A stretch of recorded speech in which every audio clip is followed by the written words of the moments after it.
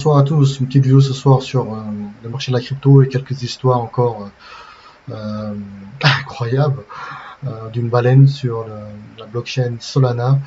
Alors sur le BTC, on est toujours bloqué pour l'instant en 21 141. Bon, on a fait plus de 6% aujourd'hui, le rebond se confirme pour l'instant. Peut-être qu'on va aller chercher 22 000 à 25 000 $. L'Ethereum plus 4%, 1144. Alors, il y a Solana qui fait 37 $, ok. Binance Token les 223 $, XRP 0.33, ok. Alors je voulais vous parler d'une histoire un peu encore extraordinaire. Après Celsius, maintenant on a Solana, Solène. Solène renonce à prendre le contrôle d'un compte de baleine face au tollé des utilisateurs. Alors, l'histoire en fait c'est on ne sait pas c'est qui, hein, bien sûr, c'est une adresse en fait sur la plateforme Solène, c'est une plateforme de prêt en fait basée sur la blockchain Solana. Et il y a une baleine, quoi, quelqu'un qui vient emprunter en fait sur cette plateforme et a déposé en fait comme garantie, il a déposé pour 5,7 millions de Solana d'une valeur d'environ de 170 millions de dollars, et ce qui lui a permis d'emprunter en fait un montant correspond à un stablecoin. Voilà. Donc, en fait, en faisant ça, il a, il a gelé en fait ses pertes, hein. C'est le risque de chute du prix de Solana, parce qu'il a déposé du Solana à l'époque, je ne sais pas quand, euh, ça valait à une valeur de 170 millions de dollars, d'accord, pour emprunter du stablecoin, l'équivalent en stablecoin. Donc forcément, il a figé ses gains, d'accord. Si le Solana baisse, il s'en fout puisqu'il il a converti en USDC en fait. Donc il a figé ses gains. Le problème, c'est que c'est pas lui qui risque, c'est surtout la plateforme Solana qui va avoir des problèmes si le prix du Solana baisse, d'accord. Si le prix baisse, ça risque d'impacter bien sûr l'écosystème Solana, le prix du Solana, faire entraîner le prix du Solana beaucoup plus bas également.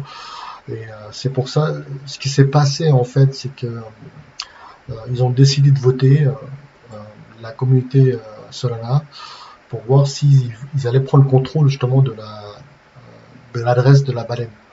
Étant donné ils ont essayé de le contacter, je crois qu'ils n'ont pas réussi à contacter, etc. Et finalement, au début, en fait, ils voulaient prendre le contrôle justement de l'adresse de la baleine. Et ils ont revoté, et finalement, pour des raisons éthiques, en fait, qui va à l'encontre de la philosophie de la finance décentralisée, on ne doit pas intervenir, en fait, d'accord. Donc ils ont renoncé. Il y a eu un vote, en fait, je crois qu'ils ont voté, j'avais vu sur Twitter, vous voyez là, ils ont voté, en fait, ils renoncent finalement à prendre le contrôle, en fait, du compte de la baleine. Voilà, donc c'est un vote démocratique, en fait, hein, pour finalement ne pas prendre contrôle. Voilà. Encore une autre histoire comme Celsius, en fait, hein. Donc je pense qu'ils vont revoir leur système leur business plan, leur business model, Solène, parce que forcément ce genre de plateforme en fait de prêter en fait des millions de dollars en stablecoin, en échange vous recevez en fait un actif Solana qui est variable en fait, donc le prix peut chuter, donc forcément vous êtes exposé à la chute du prix du Solana, d'accord. Celui qui a prêté, lui, s'en fout, il a converti en fait ses Solana en USDC. Donc, à l'époque, ça valait 170 millions. Donc lui, il s'en fout. Donc, si ça baisse, il pourra rajouter du cash en fait pour pas se faire liquider. Donc encore une autre histoire, hein, comme Celsius, un prêt-emprunt avec un collatéral, un actif, un token. Vous voyez le risque de ce genre de business. lorsque vous mettez en collatéral en fait un actif dont le prix peut monter ou baisser, peut chuter fortement, c'est très très très dangereux. Alors, concernant, je vais vous parler autre chose en fait en fait tout ce qui est contrat futur pour les gens qui n'ont pas fait la finance, ça va vous permettre de comprendre. Je vais vous expliquer pourquoi. Voilà, j'ai quelqu'un qui a posté ça et ça m'a fait un peu rire. Regardez, en 2021, parce qu'il y a eu le bull run en fait, les gens qui ont investi dans la crypto, beaucoup sont devenus riches quand même. 2021, d'accord? Parce que tout est monté fois 1000, fois 100, fois 200, c'était la folie. Et donc en 2022, c'est différent. Pour les gens qui ont shorté, on va voir après c'est quoi shorter, vendre à découvert. C'est quand même jackpot parce que le marché s'est effondré. Le Bitcoin a fait 69 000 dollars à 17 600 et pour remonter à 21 000, pour celui qui a shorté tous les cryptos, c'est vraiment jackpot. Par contre, pour les gens qui ont les holders et les gens qui ont acheté, forcément, position longue, ils se retrouvent avec une voiture 205 pourrie, perte latente et faillite. Voilà, c'est ça qui m'a fait rigoler en fait. Alors, c'est quoi un contrat futur? Un contrat futur constitue un engagement d'acheter pour l'acheteur et de vendre pour le vendeur un actif sous-jacent à un prix fixé dès aujourd'hui, mais pour une livraison et un règlement à une date future. L'actif sous-jacent peut être un produit physique, matière première, ça peut être l'or, un instrument financier, action, obligation, taux d'intérêt, cours de change. Et le rôle premier des contrats à terme, en fait, est de minimiser les risques de perte liés à la fluctuation du cours d'un actif sur lequel il porte. En fait, c'est un rôle de couverture, d'accord? Mais c'est également pour spéculer à la hausse comme à la baisse. C'est devenu en fait un instrument pour spéculer, mais également de couverture. Vous voyez, utilisé comme un instrument de couverture de spéculation. L'origine en fait de contrats à terme, en fait, elle date, c'était sur le marché agricole. Lorsqu'un producteur, en fait, ça peut être du blé, du maïs, on avait peur en fait que le cours du blé baisse ou du maïs baisse en fait. Donc le producteur peut vendre des contrats à terme sur le sous-jacent maïs par exemple pour s'assurer à l'avance de son prix de vente. Bien sûr, en échange, le producteur va payer une commission, etc. D'accord? Ça, c'est l'origine des contrats à terme. En anglais, on appelle ça futur. D'accord? Contrat futur.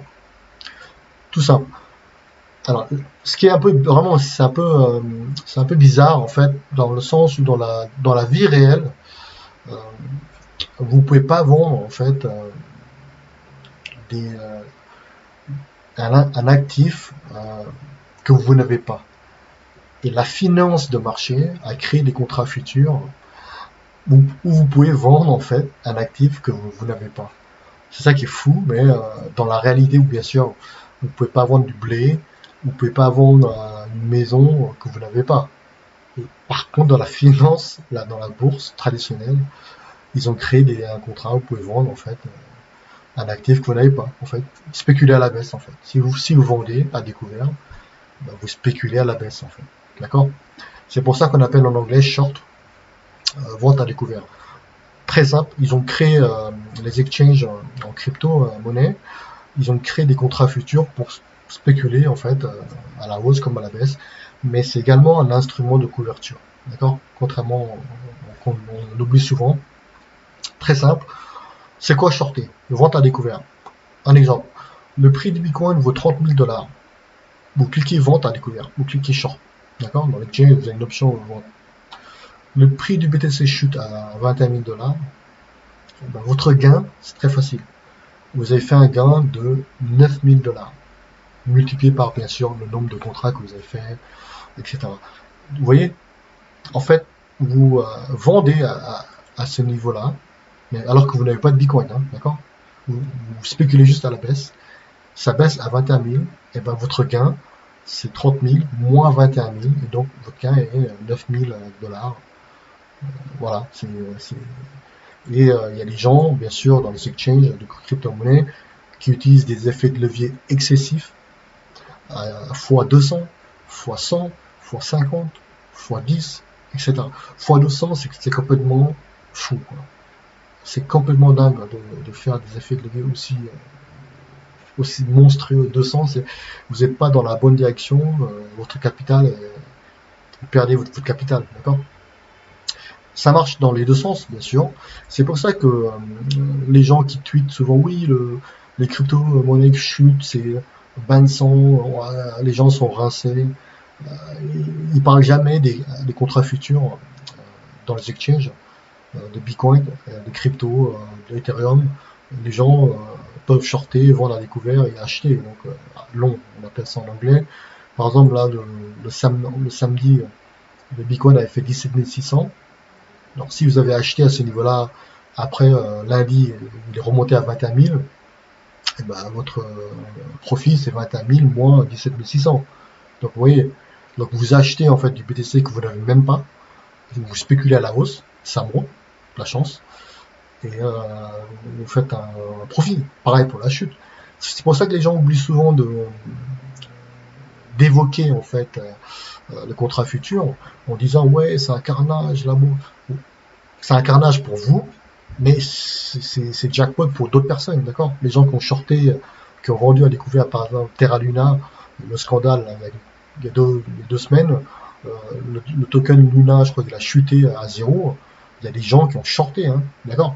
Des professionnels, peut-être des amateurs également, mais il y a des gens qui ont acheté des Luna bêtement et ils se sont retrouvés rincés, compte à zéro. Mais les gens qui ont shorté, c'est jackpot sur le Terra Luna, d'accord? Il y a quelqu'un qui avait posté sur Twitter, il a shorté Terra Luna, il a montré son compte Binance, euh, jackpot. Il s'est fait beaucoup d'argent en vendant du Terra Luna.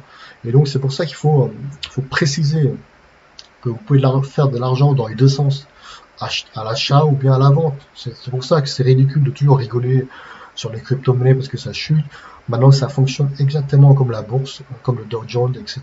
Exactement comme le CAC 40, vente à découvert. Et en plus, maintenant, euh, aujourd'hui, je crois qu'il y a aux États-Unis, il y a ProShares qui propose un ETF, il me semble, un ETF en fait, short Bitcoin. Donc vous pouvez spéculer à la baisse sur du Bitcoin. Je crois que j'ai vu ça. ETF short Bitcoin. Je crois que ça sort aujourd'hui.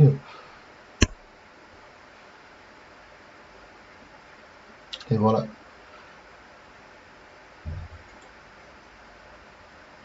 Voilà. Le premier short Bitcoin futur ETF. Ça c'était bon, hier, donc forcément c'était aujourd'hui. Vous voyez, est-ce que vous croyez vraiment que le BTC va aller à zéro lorsqu'il y a des professionnels? Maintenant, il y a un enjeu économique, il y a des milliards de dollars sur la blockchain, sur le BTC, Bitcoin. Vous croyez que le Bitcoin va aller à zéro? Il faut arrêter de rêver, quoi. Il faut utiliser un peu votre sens commun. S'il y a des acteurs pro de Wall Street qui s'y mettent, il y a des banques américaines qui ont créé leur desk en fait de trading de crypto-monnaies, etc. Vous croyez vraiment que ça va aller à zéro? C'est ridicule, d'accord? C'est devenu un instrument de spéculation Bitcoin également. Bien sûr, celui qui vend des ETF à Bitcoin, il spécule à la baisse, comme on a vu ici. Il spécule à la baisse pour faire chuter le prix du Bitcoin. Et s'il y a beaucoup de baleines ou des professionnels qui ont du cash, ils peuvent bien sûr pousser le prix du BTC vers 20 000, 15 000, etc. Et racheter après au plus bas et se faire des milliards de profits. D'accord? C'est un instrument, c'est devenu un instrument spéculatif maintenant. D'accord? Voilà, donc après il y a des maximalistes qui détiennent le Bitcoin, ils ne veulent pas vendre du Bitcoin, donc ils sont acheteurs du vrai Bitcoin, pas du contrat futur, etc. Vous voyez, donc ça c'est une autre philosophie. Mais c'est pour vous montrer que en fait il n'y a pas que des perdants en 2022, hein, d'accord? Ici, les gens qui ont acheté au plus haut, rincés. Les gens qui ont shorté des contrats futurs crypto-monnaies, bah, jackpot, parce que le marché a baissé, a chuté énormément, à moins 80, moins 85%, etc. Donc, vraiment jackpot pour les gens qui ont shorté, comme le film Big Short en fait, hein, d'accord, sur la crise des subprimes de 2008. Vous voyez, donc là, j'avais oublié de parler, en fait, j'avais mis une source Bloomberg, en fait, vous voyez, donc c'est le contrat Bitcoin, un ETF qui permet en fait de profiter de la chute du prix du Bitcoin, etc. Voilà. Bon, voilà. Sinon, bah, gardez le moral, hein. Je sais que c'est pas facile, bien sûr, avec comment dire, la récession qui arrive. Et c'est vrai qu'il n'est pas facile pour les gens bien sûr, qui sont rentrés au plus haut, qui ont acheté BTC à 50 000, 69 000, etc. Donc, il y a beaucoup d'amateurs, je pense, qui sont rentrés en 2021, comme ils ont vu que tout montait, tout était monté comme une fusée. Maintenant que ça corrige, donc voilà, donc c'est garder le moral, hein, c'est temps passé une bonne soirée.